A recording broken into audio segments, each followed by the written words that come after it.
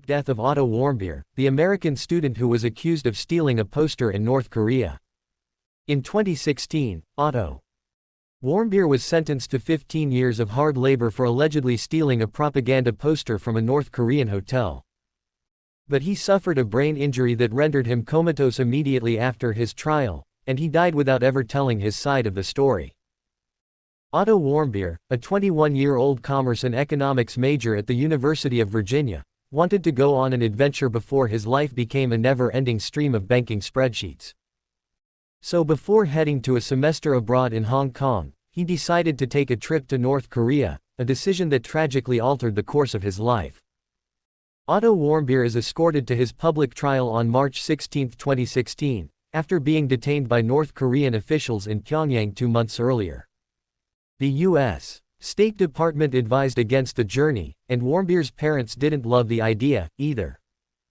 But Warmbier was an intelligent young man, a math whiz and a star athlete who had been the salutatorian, homecoming king, and prom king of his Ohio high school. As his mother later said, "Why would you say no to a kid like this?" Unfortunately, Warmbier's adventure turned into a nightmare when he was detained by North Korean authorities who accused him of committing a hostile act against the state. The crime? Allegedly stealing a propaganda poster. The 17 months that followed were nothing short of harrowing, but when Otto Warmbier returned home, the true horrors of his imprisonment were revealed. He was in a coma with severe brain damage, and his health was rapidly declining. He died within a week. To this day, no one knows what really happened to Otto Warmbier while he was being held in North Korea, but his family firmly believes his death was the result of awful, torturous treatment. Otto Warmbier's life is a promising young student. Otto Warmbier was born in Cincinnati, Ohio on December 12, 1994, the eldest child of Fred and Cindy Warmbier.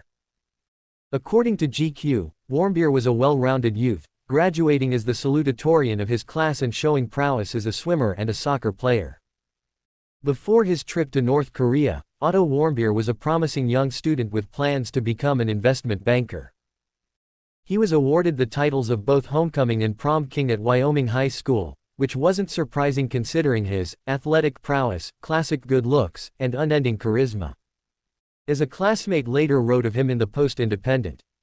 But Otto still felt like everyone's friend in our small town of Wyoming, Ohio, given his non-discriminatory friendliness. During his salutatorian speech at his high school graduation, Warmbier found himself at a loss for words. He kept things simple, opting to quote The Office, "I wish there was a way to know you're in the good old days before you've actually left them." After high school, Warmbier earned a scholarship to the University of Virginia. He was known to be studious and meticulous, and he even joined a fraternity full of kind of nerdy dudes. His friends said he put his studies and his family above everything else. Fred and Cindy Warmbier received recognition during President Donald Trump's 2018 State of the Union address.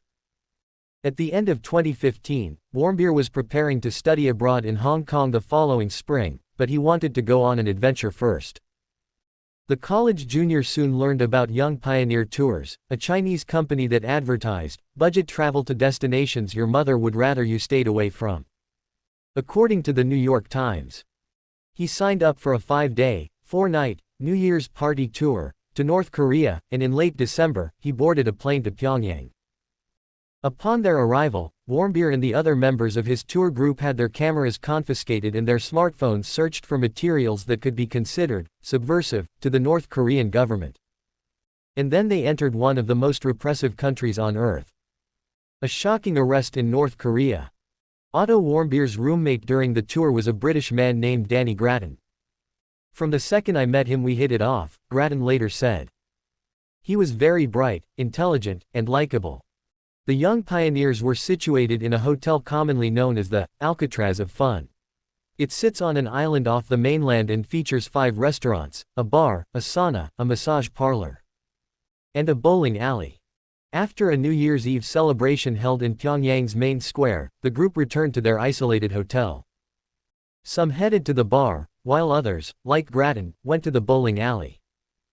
He later recalled that there was a 2-hour window where nobody could account for Warmbier, but when Grattan got back to their shared room around 4:30 a.m., he found Warmbier sound asleep.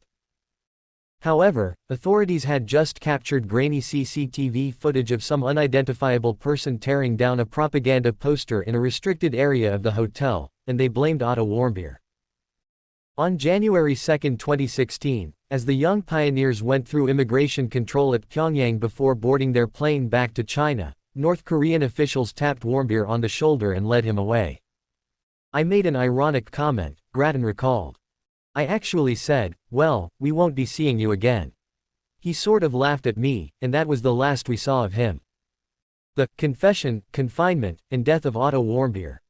Back in America, Warmbier's parents had no idea what had happened to their son. He should have been gone for less than a week, but it wasn't until late January that the North Korean government confirmed they had arrested Warmbier. A month later, Otto Warmbier made his television debut. Otto Warmbier shed tears during his televised confession, as he commented that he regretted his actions and pleaded to be sent back to America. Standing in front of two oversized portraits of North Korean Supreme Leaders, Kim Il-sung and Kim Jong-il, Warmbier spoke to the cameras and thanked the North Korean government for the opportunity to apologize for my crime, to beg for forgiveness, and to beg for any assistance to save my life.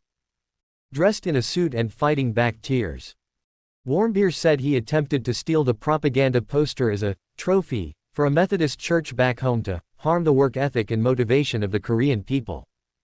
Eventually, he could no longer hold the tears back. "I have made the single worst decision of my life," he cried, "but I am only human." Of course, the story Warmbier told during the broadcast was littered with inconsistencies. For instance, Warmbier was Jewish and had no affiliation with a Methodist church. This led many to suspect that the words he spoke weren't his own. Regardless, in March 2016, the North Korean government sentenced him to 15 years of hard labor for crimes against the state.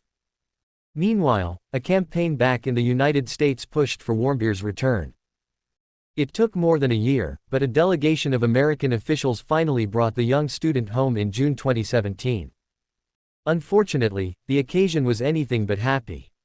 According to Daniel Conter, one of the doctors who looked after Warmbier, he returned in a state of unresponsive wakefulness. He was unable to speak. But he showed spontaneous eye-opening and blinking. According to the nurses who had cared for him in North Korea, Warmbier had been comatose since the day after his trial in March 2016. He'd never even made it to the labor camp. Otto Warmbier was in a coma with severe brain damage when he returned from North Korea. North Korea denied allegations that they had abused Warmbier in any way. Officials claimed that Warmbier had contracted botulism and suffered an allergic reaction to a medication. He died on June 19, 2017, surrounded by his family in the hospital. Fred and Cindy Warmbier never believed North Korea's story. They firmly believed that their son had been physically tortured while in prison. However, a medical examination found no signs that Warmbier had been beaten. Noting that he'd fallen into a coma after suffering from a lack of blood and oxygen to his brain, potentially due to cardiopulmonary arrest. It's unlikely that the truth about Otto Warmbier's suspicious arrest, trial, and death will ever be uncovered. "We don't know what happened to him," said coroner Dr. Lakshmi Samarko, "and that's the bottom line."